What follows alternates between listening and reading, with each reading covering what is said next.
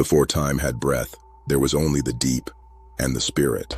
Then, light, not from sun, but from voice. Day, night, sky, sea, land, life. And on the sixth day, Elohiym shaped humanity. From dust, from breath, from his image. Male and female, he created them, dark as fertile soil, crowned with glory. But the serpent whispered, and paradise cracked. Shame entered. Death followed. Yet from the curse, a promise. The seed would crush the head of the deceiver. Generations rose. Some walked with Elohiym. Others built towers to heaven.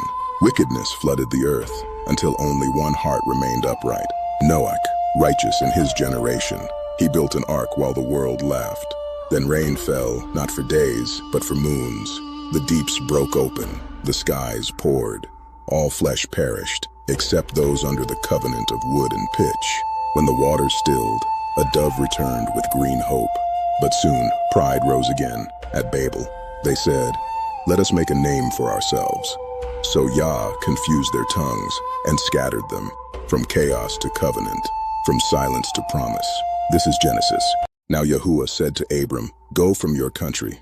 So Abram departed as Yahuah had spoken. He took Sarai his wife and Lot his nephew. They journeyed into the land of Canaan. Yahuah appeared to Abram and declared, "To your seed I give this land."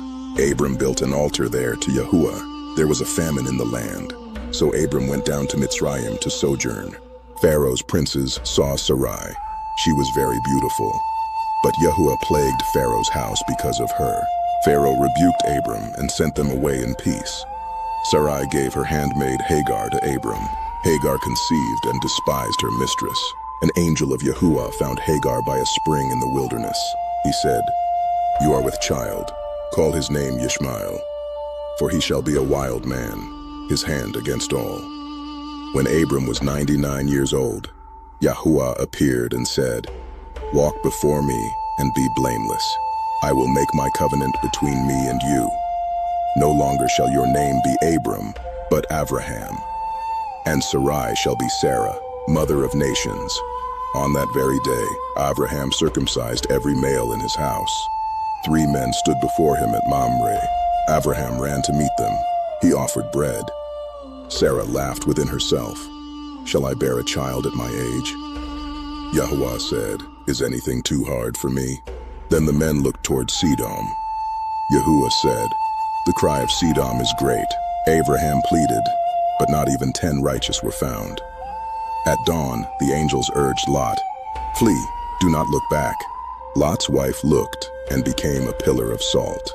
Fire and brimstone rained from Yahuah out of heaven. After these things, Yahuah tested Abraham. "Take your son, your only son Yitzhak. Go to Moriah."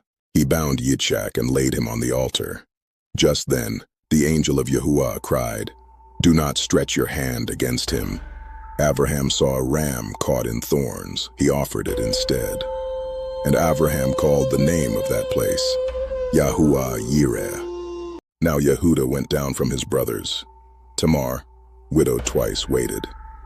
She disguised herself. Yehudah approached her. Meanwhile, Yosef was brought down to Mitzrayim. Yahuah was with Yosef. But Potiphar's wife cast her eyes on Yosef. Yosef was cast into the prison. Yet Yahuah was with Yosef. The chief butler remembered Yosef. After 2 years, Pharaoh dreamed. 7 fat cows devoured by 7 lean ones. None could interpret it. Pharaoh sent for Yosef. Yosef stood before Pharaoh, a dark-skinned man. He said, "It is not in me. Elohiym will give Pharaoh an answer." Pharaoh said, "There is no one as wise as you." He removed his signet ring and made him ride in the second chariot. When Yaakov heard there was grain, the brothers bowed before Yosef, but did not recognize him. Yosef tested them. "Bring your youngest." He imprisoned Shimon. When they opened their sacks, their hearts failed. Then Yehudah stepped forward. "Send the boy with me." Yaakov relented. "Take your brother and go." He saw Benjamin. He gave Benjamin 5 portions. "Put my silver cup in Benjamin's sack." They found it in Benjamin's sack. Yehudah pleaded, "Let your servant stay instead of the boy." Then Yosef could no longer restrain himself. "I am Yosef. Is my father still alive? So it was not you who sent me here, but Elohiym." He embraced Benjamin and kissed all his brothers. When Yaakov saw the wagons, his spirit revived. He said, "I will go and see him before I die." Yahuah spoke to him, "Do not fear to go down to Mitzrayim. I will go down with you." They came to Mitzrayim. Yosef brought Yaakov before Pharaoh. Yaakov blessed Pharaoh. He crossed his hands. "He also shall become a people, and he shall be greater." Then Yaakov called all his sons. "The scepter shall not depart from Yehudah until Shiloh comes." He drew his feet into the bed and died. Yosef fell upon his father's face and wept.